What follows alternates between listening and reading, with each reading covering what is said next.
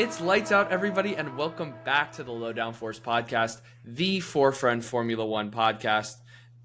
I got to admit, there's only three of us tonight. You have J9, you have Josh, and you have myself, Ben, and we are coming off of the Canadian Grand Prix. And why is it so special? Other than the drama, we will get into it just a second, but Josh and I just attended our first Grand Prix in person. So recent, actually, that we both were in Montreal this morning at the time of recording. We are a little bit tired, a little bit shaken up, but so much to talk about. It was an incredible weekend. And with that, I mean, we get right into it. We go ahead. Quick race rating, if you will. J9, I know you were watching at home. You weren't there with us, but what'd you think of the race? Yeah, I definitely had a different experience than y'all. Probably, quite honestly, the absolute opposite of your experience, because I watched this race with my parents and they have no idea what F1 is. And just talking to them about what the sport is and the details, and then like something dramatic would happen and I'd be like, oh my gosh, that's insane. And they're just like, what happened? So definitely a different experience. I'm still going to give this a solid 7 of a race. I really want to rate it higher, but there were parts of the race and qualifying, obviously, that were incredibly exciting. And it was definitely not a finish that we all expected or predicted. But for the most part, it was a boring race.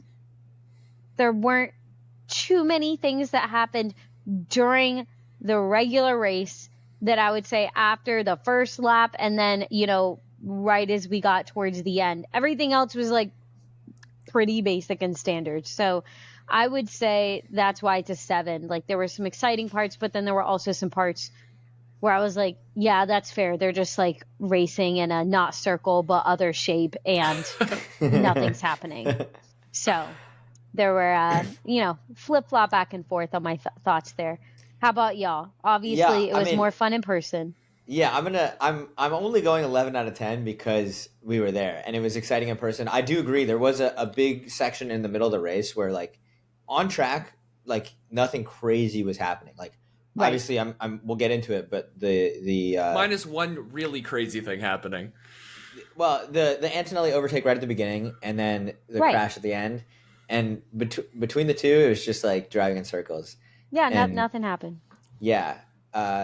But yeah, I'm going 11 out of 10. Great first F1 race experience in person. Would definitely love to go back. Would definitely like to go to other races. Well, now I feel lame because I was going to give it a 10 out of 10 and you won up to me. Wow, what a loser. And we'll talk about this more. Stick around in this episode after we get through the race. Josh and I will keep it short, but we'll chat a little bit about what it was like to go to the race, what this experience was like. But having watched almost every race for the last couple of years on TV, all of that, it's easy to say, it just wasn't super entertaining all the way through. It was really crazy at these moments. I'm convinced, sample size of 1, there's no bad race in person. Like, even when there wasn't overtake, maybe Monaco if you're watching like for the racing, but I don't know if I'm on a yacht. I think that'd be pretty fun. True. But I don't know whose yacht I'm going to be on because I have no connections to that. That is true, but you never know. It was certainly interesting. Even if there wasn't an overtake, we would pick up things. We were sitting at the hairpin, whereas like, the trailing car is now a little bit closer than they were. Now they're getting closer to DRS. Like you can definitely feel the gap. You notice that sort of thing, especially Josh being a Ferrari fan, me McLaren. For a while, Lando and Leclerc were kind of next to each other, and so paying attention, Leclerc is dropping back over a couple laps. Leclerc is starting to close the gap again. Like, that was really entertaining. So, yeah, I think it's hard to not give a huge boost to seeing it in person, especially because it was our first one. Great weather, great vibe, all of it was really incredible. But I think we're still underselling it because we're beating around the bush of the biggest drama. We're going to get right into our track takes, our biggest takeaways from the race. I'm going to kick it, Josh, right back to you. You were sitting alongside me, but we tried to save it for the pod. We didn't want to reveal too much of how we felt. What was your biggest moment, your biggest takeaway from the Canadian Grand Prix? I mean, obviously the biggest thing was Lando Norris just going for a gap that did not exist, driving straight into the back of Oscar, into a wall. And I really think we briefly discussed about this earlier, but I think everyone knew this was going to happen at McLaren at some point. They've been battling each other all season, and I think Lando felt the pressure of needing to catch Oscar, that he kind of forced the move. He at the hairpin where we were sitting, he did have a great move, went deep, had the dive bomb, almost made it stick. Oscar kind of got back at the chicane at the Wall of Champions, and then Lando going down into turn one. Just, I think he was trying to force it. I mean, check out our social media at Low Downforce Pod on Instagram. You can see my live reaction, hands on heads, full surrender Cobra. When we saw, obviously, we were seeing the hairpin on track, and then they have one of the big jumbotrons, if you will, so we could see the rest of the action around the track. And we see him slam into the wall on the start-finish straight. But like you said, Josh, it all started right in front of us. And we talked about the vibe in person, seeing Lando late lunge.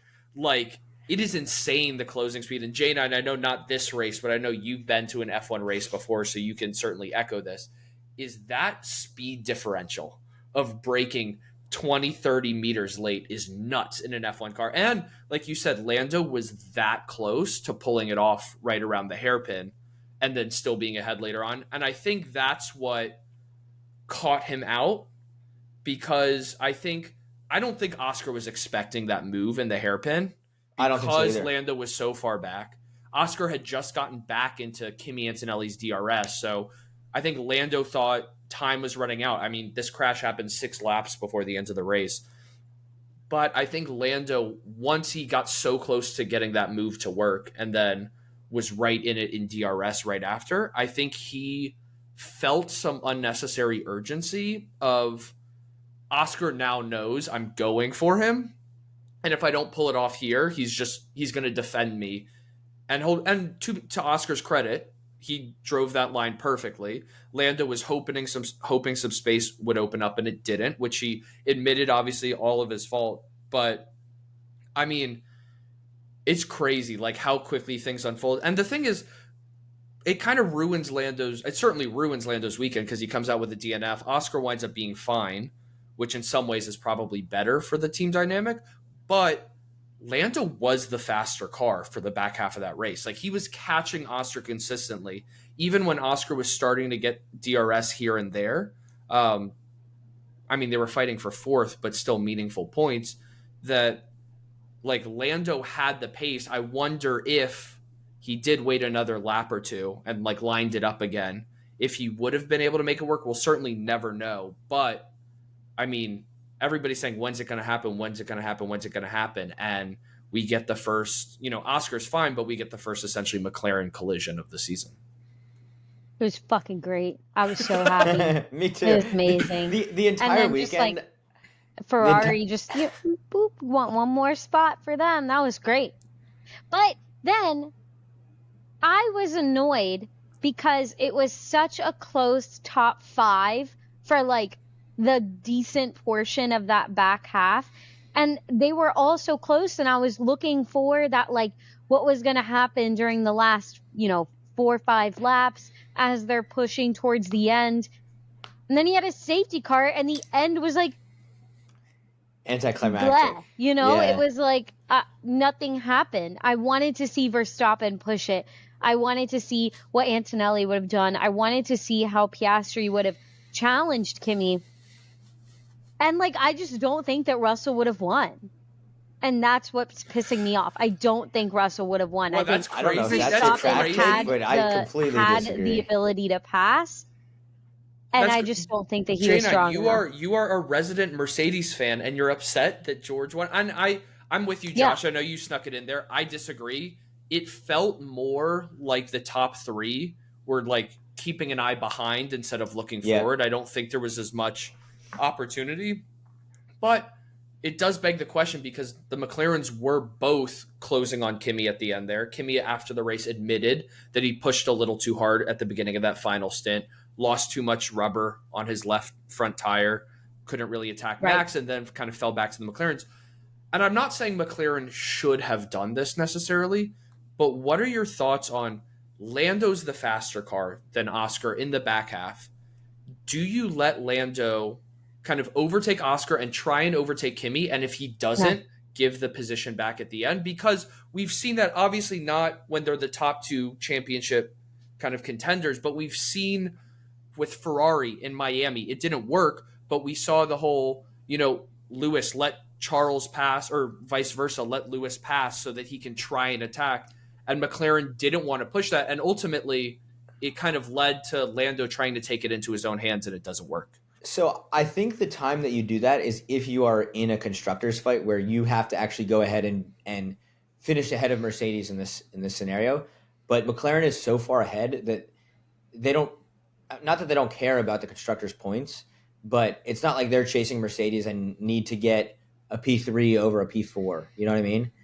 And I think if the scenario were set up a little differently, where like that position mattered more for the team, I think they would consider something like that. But in terms of just having one driver advance a little bit, I mean, they're competing against each other really for the championship right now. Like, so whether or not they're in first, second, or third, or competing for fourth and fifth, like right now, I don't think it really matters. Well, that's I think the other like frustrating part of this, if you will, right? I mean, Lando has bad qualifying, qualifies all the way down in seventh. He admits he's making too many mistakes. Like you talked about, Josh, earlier, that pressure. Stinks. You talked about that pressure earlier that he's definitely feeling. He's trying to overdrive the car. But it's not like it was a great weekend for McLaren either way. Like, it's interesting. Some people are talking about, like, of course, this is a totally different story, by the way, if Lando's crash also takes Oscar out of the race, because then it's all of a sudden you walk away with no points. And even though you're way ahead in the constructors, all of a sudden Lando has completely ruined his teammates' race via a pretty stupid move. But it's interesting, some of the comparisons I've seen online of, I mean, Oscar was able to get back into the points after running wide in Australia, the opening race of the year. He only manages, I think, 2 points in that race to Lando winning it. That's a 23-point gap. Lando DNF, Oscar getting fourth. Oscar only gains 12 points on him. So it's not, in many ways, this could have been so much worse for Lando. This could have been so much worse for McLaren. And then the one thing, again, I'm biased. I'm a Lando fan. I'm rocking the Lando hat right now. I got to show support. But the fact that he owned up to it right away, both immediately on the radio in the post-race, I think he even had the comment post-race, like, going for the move at the hairpin. That was like a fair racing move, like worth the shot. Whereas like trying to go for it around kind of the outside, turn inside on the start-finish straight was just a stupid move, and he regretted it and stuff like that. So I was kind of impressed. I was ready to, as a Lando fan, to get absolutely smoked on the internet, have a real bad time after the race on Sunday and yesterday. But a lot of people, I think, seem to latch onto that fact that Lando owning up to it, and people would rather see him go for it and fail than just kind of this even less exciting, just timid, follow each other home the whole way. So at least there's a silver lining somewhere. At least I'm certainly looking for it. But another silver lining, it's certainly a lot more silver than that, is Mercedes. And that's definitely my biggest takeaway, not just Mercedes as a whole. I'll get to Kimi Antonelli in a second. But Mercedes, we've talked about many times this year, all of last year, that their temperature window was so narrow that when it's good, it's great, but that happens 1 or 2 races out of the 24 race calendar in a year. And yet we get by what most people described as a much hotter, much sunnier than expected Montreal Grand Prix, where it was even forecasted rain earlier in the week, which never came. And yet Mercedes nails it in qualifying, albeit on some pretty great strategy doing the mediums in Q3 at the end instead of the softs. But I mean, really, all things considered, like J9, you were talking about it earlier, like you were pissed about the safety car at the end. George Russell, like, wasn't really all that threatened this race. Max held DRS for a few laps at the beginning of the race, but George Russell nailed the pit stops, reacted to Max well, and just never really had to worry about what was behind him all of that much. And then, okay, we know George is, Mr. Does Nothing P3. He's managed podiums throughout the season, but now his teammate, Kimi Antonelli, becomes the third teenager ever to grab a podium in Formula One. And I would argue that despite all of the McLaren chaos and traffic behind him, you even see it in the cool down room talking with Max. Kimi was like, I didn't know which one of them to give the slipstream kind of on the back straight. And he was like, nah, I just went in the middle, gave neither of them really a good slipstream. he did everything he needed to, even after cooking the tires. Oscar tried, couldn't get past him, and then he got away when the McLaren started causing chaos with each other. Like, it was a very earned third place, especially Josh, you mentioned he had the overtake on Oscar at the beginning of the race. Yeah, I mean, he was really good this entire race, and it's about as good as you can ask for him. I mean, he obviously started really well, qualified pretty well, and yeah, I mean, the Mercedes car is looking good right now. Obviously, small sample size. We'll have to see if they can do it at other tracks, but if they keep performing like this, I think Ferrari is going to be at least third in the constructors, and McLaren might have to watch out. Yeah, there's certainly a lot of season left. Definitely an exciting race. Seeing, Alonso up in the points, I think that was so big for him. Hulkenberg, Ocon. I think that having so many of the names that we wouldn't have really thought to be in the points was really good. Like, I just think overall this race was like the unexpected. Like, who do you think isn't going to get points? Surprised they are. And I think I'm just going to double down on my statement from a few weeks ago that got some really bad criticism on our social media page. So I'm going to keep going with it. I think that Tsunoda is like not the answer for Red Bull. I don't know what the answer is though. And I think that we've talked about that for so many weeks of like that second seat is so difficult, and it makes me question really what Red Bull's trying to do, because looking at how good Verstappen is, you're thinking that Red Bull's higher in the constructors, and they're really not, because Tsunoda is just not cutting it. And neither did Lawson when he was in the seat either. So we saw Tsunoda obviously get better throughout the race, but he only ended in 12th, and there were 3 DNFs. So I'm not even going to give him a lot. I'm going to give him some credit, but not a lot. So, that's my biggest takeaway is just some of the guys who I thought, they won't get anything. They did well. And then the other ones, we just continue to see not perform. Except for Hadjar. He just did poorly, which goes back to my statement of Kimi's better than Hadjar. There are just so many things that are coming full circle from this race. If Red Bull didn't have Verstappen's points this season, they would be dead last in constructors right now. Yeah. And obviously that would be only having one driver in your team, which makes sense. But any other team, I think, well, I guess not the teams at the bottom. Any of the top teams, if you take away one of their drivers, they'll at least be better than the teams at the bottom of the table. Well, I mean, you can always come up with a stat, to fit your situation. But Totally. One that I saw circulating, Nico Hulkenberg, another great drive, finishes P8. He's another driver like Alonso who gets back-to-back big points for their team. Nico Hulkenberg now has more points this season than the Red Bull second seat has gotten since Monza of last year. So we're almost coming up on a full season of, failure, just systemic failure. And to me, like, the biggest problem, like you talked about, Josh, like their second seat is struggling, like all of that, like Max is carrying, and even still we see them all the way down in P4 in the constructors. And again, I said this last week, I think, that I don't see Red Bull climbing out of that spot. I don't think they're ever going to touch P3. I don't think they're ever going to touch P2.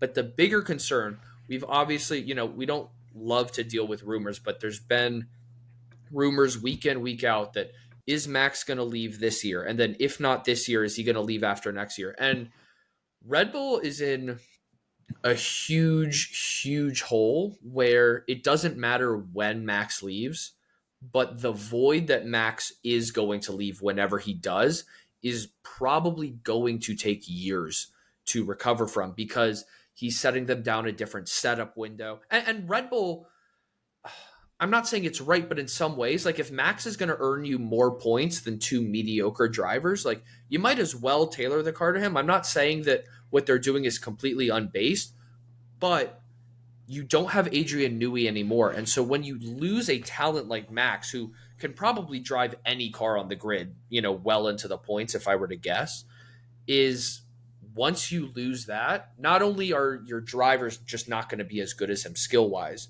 but you are not going to have the right formula for a successful car. And it's going to take upgrades and upgrades and upgrades, I think, to correct it. Like I think they're just kicking the rock further down the road, and they're just trying to not admit that the cliff is the rock's I would going not off be the cliff surprised soon. though if their intention with the 2026 car, since there's so many regulation changes, would be to make a much wider window that other drivers can drive and not just Max. Like Max will extract whatever performance is in the car, but I think you could argue the V carb is drivable at least. I would say you could argue though, like, I mean, it's not like Red Bull, Max at Red Bull is a new thing, and it's not like Max's driving style is new. I mean, Red Bull has had iterations and iterations and iterations to do this thing, and you would think, right, Josh, you would think that, huge new regulation change, this would be the perfect time to kind of right the ship.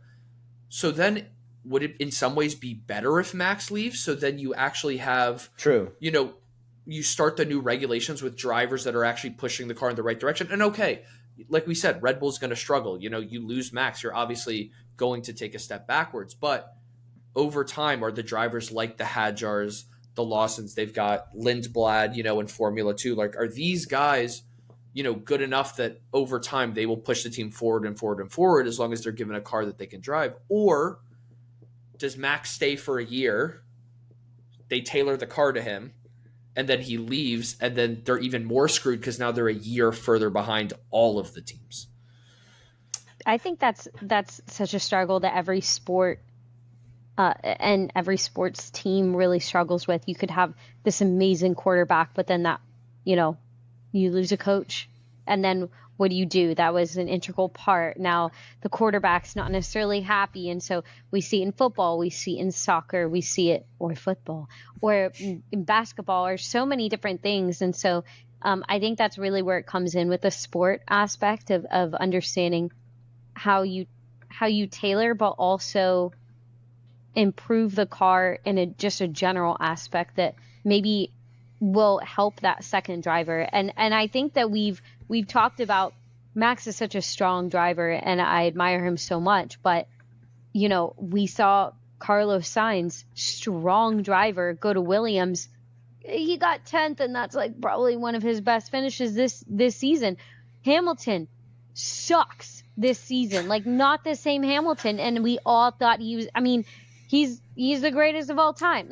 He's going to be amazing. That's not his fault. That's not his fault, this race. I'll get into that. Well, true. No. But I'm just saying, like, we think that Max will be so successful in another car, and I beg to differ. I don't think that he's going to be himself in another car, because I don't know if another company is going to put all of the capital and all of the investment in to making the car fit Max. And I think that's what we're seeing. Like, Williams is not making the car to fit Sainz. Ferrari's not making the car to fit Hamilton, and especially not their team behind the headset talking to Hamilton, because they hate each other. So I think Red Bull's done something very particular, and it's been successful for them, obviously, over the past few years, being so successful. But I think that that's where it comes into play of, like, how do you want to shape your company moving forward, and how do you want to shape your car? Do you tailor it more towards a prodigy, or do you tailor it more towards, let's get just a solid car that we think will get medium points? Like, let's just stay in that medium part of the grid, and hopefully both our drivers do somewhat well and we get decent points. It's just like a risk and reward, and I'm intrigued to see what will happen with Red Bull over the next 12 months, as Verstappen makes that change. You mentioned the word prodigy, which I think is like really interesting, because I think Max's skill, right, like you're saying, is also his curse, in the sense that his driving style seems to be so unique. We've heard Alex Albon talk about it. We've heard, Pierre Gasly, also another Red Bull Academy driver. Carlos Sainz. These are all guys who, Carlos Sainz was pre-Max, but these are guys that are succeeding elsewhere that couldn't at Red Bull. But you take the term prodigy, Kimi Antonelli is the first one that comes to mind. He was the one that was touted, as, the hottest prospect since Max Verstappen type of thing. And you see Mercedes is working on expanding their window, and not only is Kimi succeeding, but George Wright as well. And all of a sudden you can see when they get their car in the right window, they are a very powerful 1-2 punch. And even if not necessarily prodigy has been tossed around for him as much, the other reference right now is Oscar Piastri. I mean, he's leading the championship in his third season, and, he's making Lando look bad, which I think, Lando certainly struggled this year, but I think coming into the season, I think going on, I think a lot of people would say Lando is one of the better drivers on the grid. I don't think anybody would say he's the best, but I think he's certainly near the sharper end. And for somebody like Oscar to come in, both of those drivers to be doing so well, I mean, both of them are absolutely clear in the championships in their own right, and that's why the constructors gap is so big. But you do benefit when you've got, the vet next to the prodigy, but you have a car that is versatile enough that you're pulling mega double points every single race. And speaking of some of the other guys who are pulling mega points in the race, we might as well get right into our tops and our flops. I know we've been ragging on some people. We'll get to our flops in a second, but we always start with our tops. And I am going with Fernando Alonso, because we kept saying week in, week out, this dude is cursed. When is he going to score points? After Aston's great qualifying in Imola and no points to show for it, it's like, I think I was the one who said, like, if they're never going to qualify this high again this season, if not now, when are they going to score? Even with a pretty decent mistake running wide in Spain, Alonso gets his first points of the season on home soil, and he backs it right up. Not even necessarily anything crazy special, but he well outperformed his teammate in Lance Stroll, which unfortunately, hometown heroes not seeming to get their way this season. We saw Oscar obviously run off in Australia. Obviously, Kimi DNF'd at his first home race. Fernando Alonso seems to be the only one who grabbed his first points of the season at his home race and is now starting to build momentum. He's, especially in qualifying, starting to show that he still has that edge, that kind of in the same way Max gets described, but maybe to a little lesser degree, he can put that car not necessarily where it should be in the qualifying order, in the race order. So I give him my flowers. Mine, I'm going with Antonelli, and we've already spoken so much about how great he is that I don't think I need to add anything else. Great race, first podium, saw it in person. I know Josh and I were talking about it, that obviously I think the thing we're going to remember most from this race is the McLarens coming together, and obviously that's one of the big talking points of the season, but it's certainly worth remembering, especially depending on how his career goes. But we did get to see Kimi Antonelli's first Formula One podium, which, again, we were just using the prodigy term. Like, I mean, this guy certainly has the potential to be a world champion. And I know that there's so many variables in that it's so impossible to say, but dude literally went home after the race to take his high school final exam. So it's like, dude is 18 and already, again, not quite won a race yet, but he is certainly impressing beyond his years. Yeah, I'm absolutely going to agree on that with Antonelli, and I'm going with my top here. Absolutely Mercedes. I mean, just a 1-3, really solid performance. I said it was kind of like a depressing end because I wanted some more action there. I do think Verstappen could have caught Russell, but really good performance overall. I just love how Antonelli couldn't drink the champagne because he's not of drinking age. No, he could. Is he in Canada, it's 18. Yeah. Shoot. Oh, Sorry, there's Canada. actually a pretty legendary straight shot. on his head. Yeah. Sorry, Canada. Just kidding. Max I and thought they George were have higher. had a little bit of beef, obviously, recently, and they were spraying each other with Yeah. champagne while Kimi was dumping the entire Well, bottle I on think his that's head. the whole thing too. Is that like this beef isn't actually beef? Like I think it's just they all like in the doing it for the tabloids. media. Yeah. Yeah, they There don't really was- give a shit. There was a good little shithouse right at the end of the race, though, under the safety car, where George Russell looks in his mirror, sees Max is close, brake checks him, obviously not to hit him. Oh yeah. But Max goes past him, and then George's like, "Oh, he overtook me under safety car." Like there, and Red And Bull. Max is like, bro, I would say Red why Bull. would you break Red right Bull there? after the race filed a bunch of complaints with the FIA saying that was dangerous driving. none of it obviously comes to any fruition for Red Bull. But I mean, what's not to enjoy if you are a Mercedes fan right now, J9? You are eating good. It was funny. I was joking with Josh and the other friends at the race that my fiance Maggie and I were the double DNF couple, because her favorite driver is Alex Albon, who had to retire Yep. with a power unit failure right in front of us at the hairpin as well. And then, of course, we've talked about it ad nauseum, that Lando Norris obviously crashing out. And it would be easy for Was that your flop? No, because I love seeing the action that it gave us at the track. It was really the excitement at the end of the race that really turned everything on its head. But I talked about it when I was talking about Fernando Alonso on the other side of the garage. I have to flop Lance Stroll. And Josh and I were debating this a bunch, but Lance Stroll had a crash in practice that it was very, Josh is right. When we were talking about it, it was a very small touch of the wall. He barely tapped the wall after turn 2. But at the same time, all of these drivers know how fragile in some ways these cars are. You see gentle wheel touches with other cars become punctures. We've seen slight grazes of the wall become wing damage and stuff like that. And it was at a spot in the track where nobody else, on the entire grid all weekend was even really flirting with the wall that much. But gentle touch in free practice 2, I believe, immediately breaks his car, loses a bunch of time to prepare, obviously loses the experience of all those laps, and of course in front of the home fans. It's not a great start. And then, like I said, Fernando Alonso well in the points. Lance Stroll, I mean, just about last of the finishers. It's certainly, he was last of the finishers. It wasn't an impressive showing at all. We've talked about maybe there is this little bit of a curse of kind of the home heroes, if you will, but not a good performance, which is a shame because Aston should be celebrating this weekend. They, with Fernando Alonso's points, they kick Sauber again back into P8 in the constructors. We've talked about how they've been one of the worst teams this year, so they're finally rounding the corner. Fernando Alonso certainly showed that. We just need to see Lance Stroll kind of pick up his end of the garage. Yeah, you have a home race flop, and I have an even bigger home race flop because the track is home to many groundhogs, one of which happened to run out in front of Lewis Hamilton's car during the race. And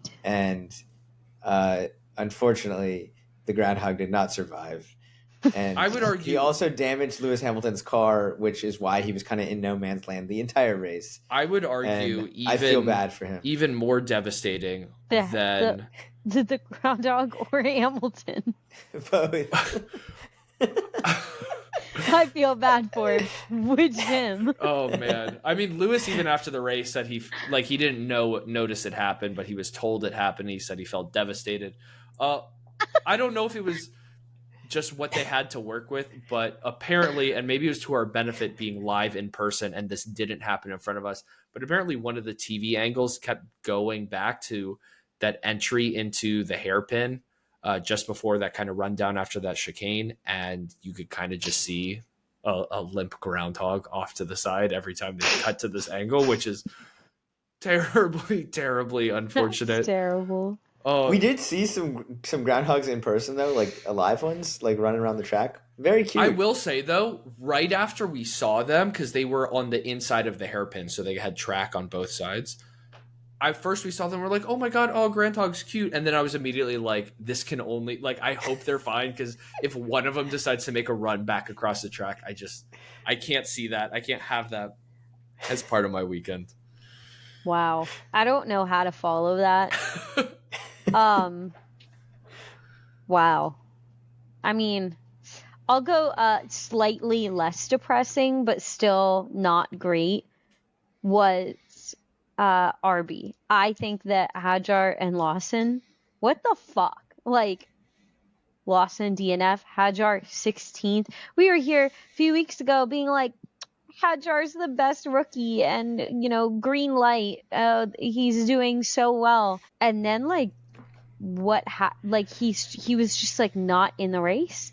Neither was Lawson. And I'm wondering what's going on with that team. In theory, you would think that either one of them, well, maybe not Lawson, would be, maybe Hadjar takes Yuki's spot, but he's so inconsistent, and so it just doesn't make a lot of sense to me. I won't get into the speculations of who would take Yuki's spot, but it was just like a depressing weekend for them. And yeah, I hope Hadjar turns it around. On media day, they asked him if he would be ready for a Red Bull promotion, and he's like, "No, I'm not ready." But I think it's just because he doesn't want to have to drive that car and have a cursed seat.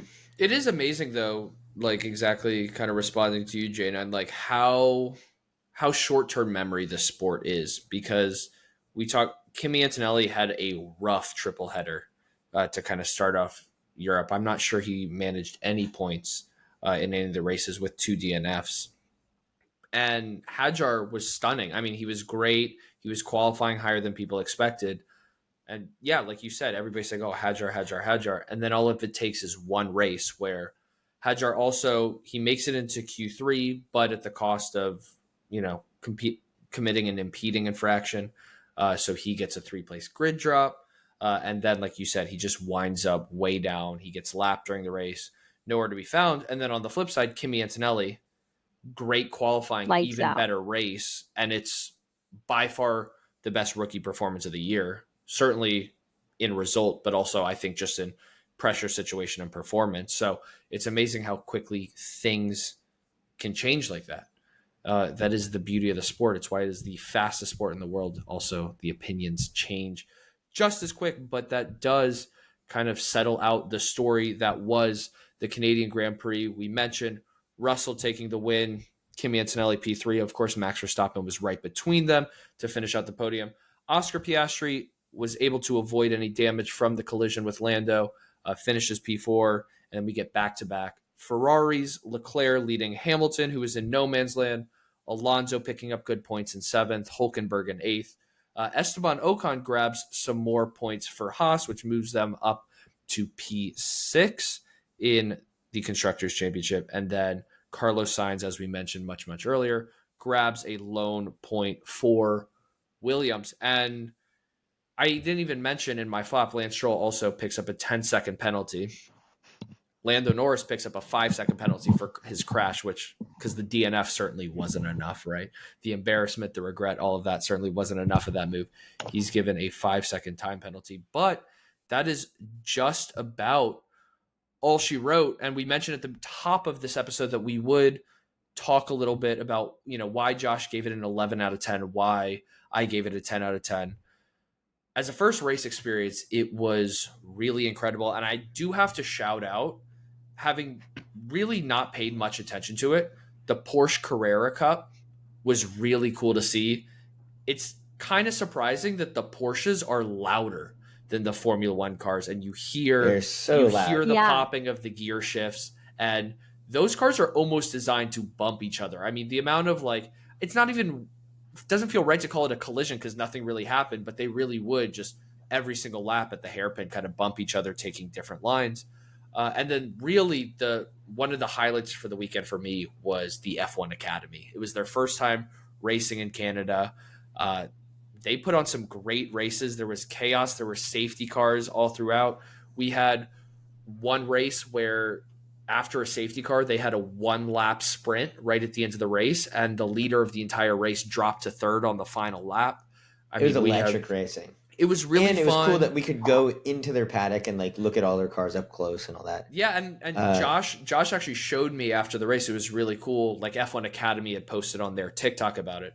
And a bunch of the drivers, Leah Block for Williams and Chloe Chambers for Red Bull, were shouting out how great the crowd was, how awesome it felt to race in front of a lot of people. And, if anybody listening is thinking about going to a race, is going to a race, and they're like, I don't know if I just want to see Formula One, go to all of it. It's exciting. It makes the day and the price of going to a Grand Prix, because I'll admit, not cheap. It makes it so worth it, but it's not just filler. I was thoroughly entertained throughout the whole weekend. Yeah, my 2 big takeaways from being in person. One, just the scale of the track on TV, because the cars go so quickly. you don't realize how big it is. Like, it is a giant place. And two, the size of the curbs are massive.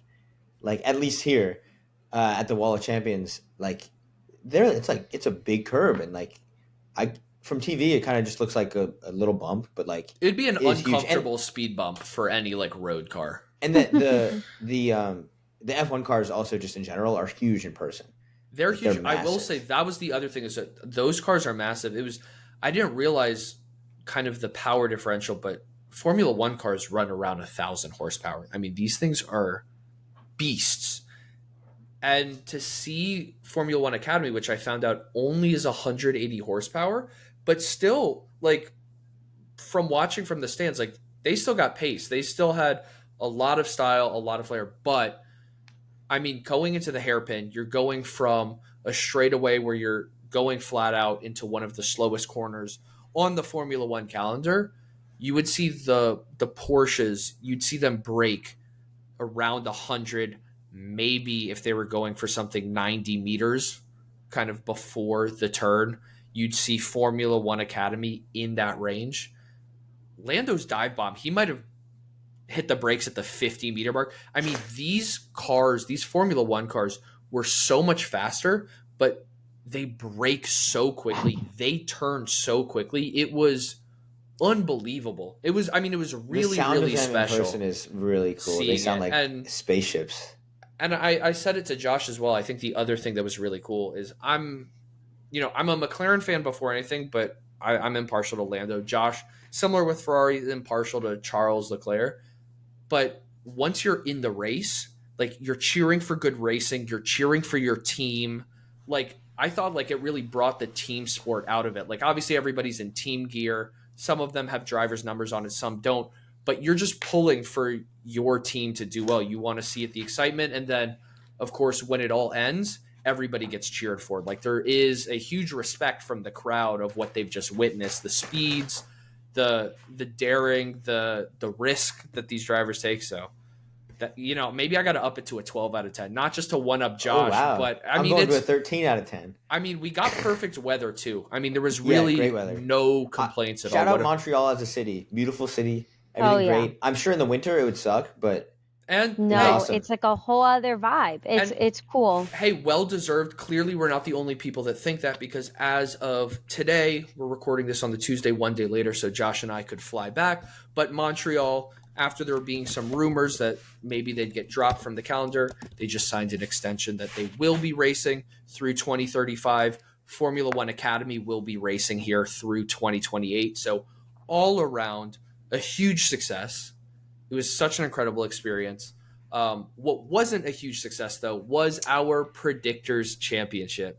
Mercedes was on nobody's radar.